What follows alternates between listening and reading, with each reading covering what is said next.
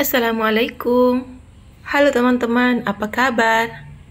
Semoga hari ini kita semua dalam keadaan baik dan dilancarkan rezekinya. Amin. Jumpa lagi dengan saya Bunda Mira. Seperti biasa yang lagi beraktivitas di dalam rumah.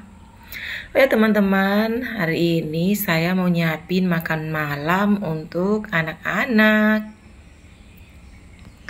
Nah ini aku mau potong tempe dulu teman-teman. Ini tempe yang sudah 2 hari disimpan di kulkas teman-teman. Jadi aku mau buat sambal goreng tempe saja. Dan ini aku hanya menggunakan 1 papan tempe.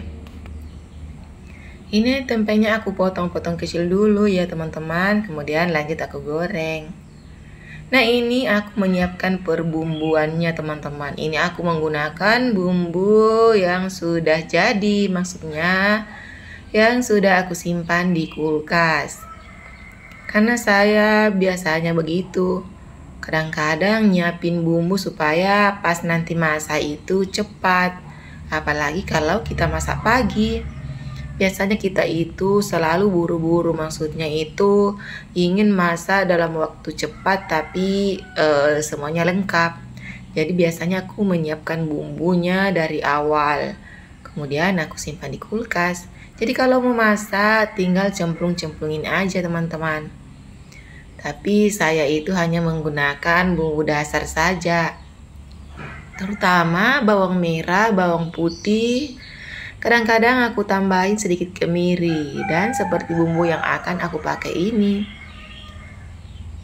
Aku hanya menambahkan dengan sedikit tambahan daun bawang teman-teman. Jadi rasanya itu lebih gurih dan sangat enak untuk dipakai untuk bumbu nasi goreng. Apalagi kalau ditambahin cabai.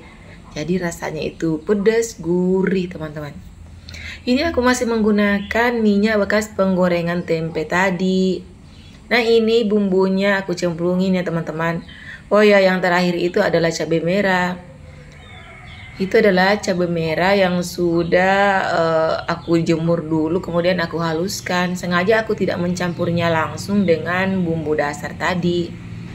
Karena kadang-kadang kalau aku masak itu biasanya aku hanya menggunakan bumbu dasar saja, tidak menggunakan cabai merah. Tergantung dari masakan apa yang ingin kita buat.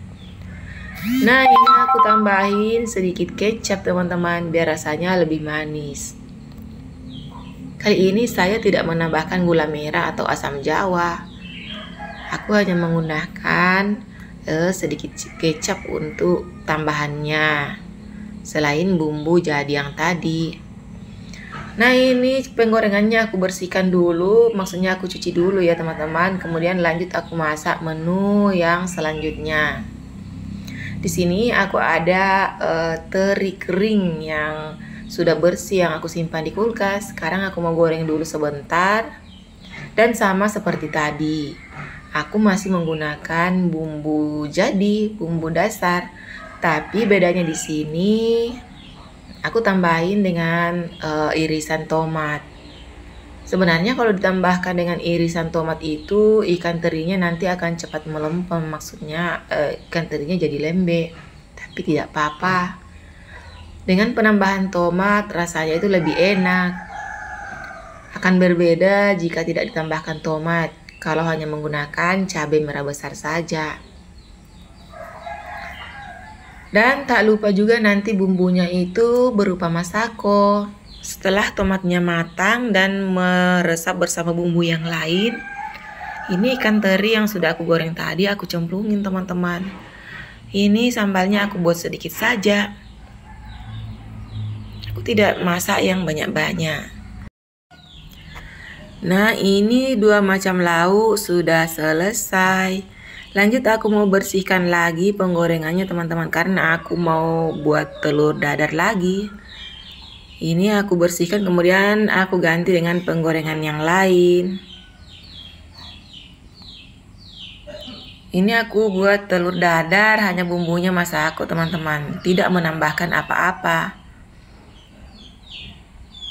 Jadi hari ini saya mau buat 2 butir telur dadar teman-teman. Siapa tahu nanti ada anak yang tidak suka makan ikan teri.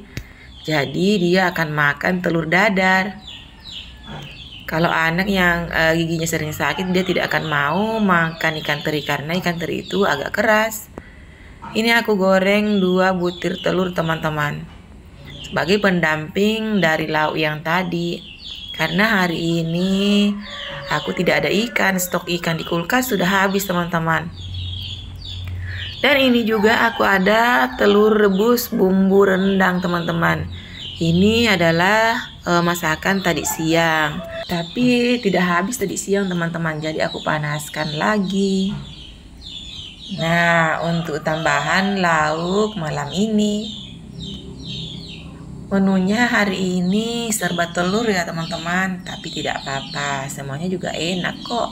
Malah lebih enak karena tidak perlu repot lagi untuk buangin tulangnya teman-teman. Nah, sekarang aku juga mau masak sayurnya lagi. Biasa sayur yang paling cepat masak yaitu sayur kelor. Tapi sebelumnya aku beresin dulu depan kompor ini karena sudah sangat berantakan sekali. Kelornya ini masih sangat segar teman-teman. Aku petiknya langsung di depan rumah. Karena kebetulan di depan rumah aku punya 1 pohon kelor yang sering aku ambil kalau kepepet, artinya tidak ada sayur stok dalam kulkas. Jadi kalau mau masak langsung lari ke depan rumah saja untuk petik beberapa tangkai daun kelor. Nah, ini sambil menunggu airnya mendidih, perbumbuan yang tadi itu harus aku simpan kembali di dalam kulkas teman-teman, biar bumbunya tidak rusak. Nah, sekarang kelornya aku cuci dulu. Takutnya ada debu atau apalah yang nempel di daunnya, jadi harus dicuci dulu teman-teman. Masak daun kelor itu tidak perlu lama-lama, cukup 5-7 menit saja. Karena kalau terlalu lama vitaminnya hilang dan rasanya juga tidak enak. Dan bumbu yang aku gunakan hanya menggunakan masako, tidak menggunakan bumbu yang neko-neko teman-teman. Seperti inilah saya kalau masak sayur kelor, hanya bumbu masako saja, tapi cukup enak. Maaf teman-teman, videonya berisik karena di luar ada anak ayam yang ditinggalin sama emaknya. Emaknya sudah pergi sama ayam pejantan yang lain, jadi anaknya ribut di luar nyariin emaknya. Sekian dulu video saya kali ini. Assalamualaikum warahmatullahi wabarakatuh.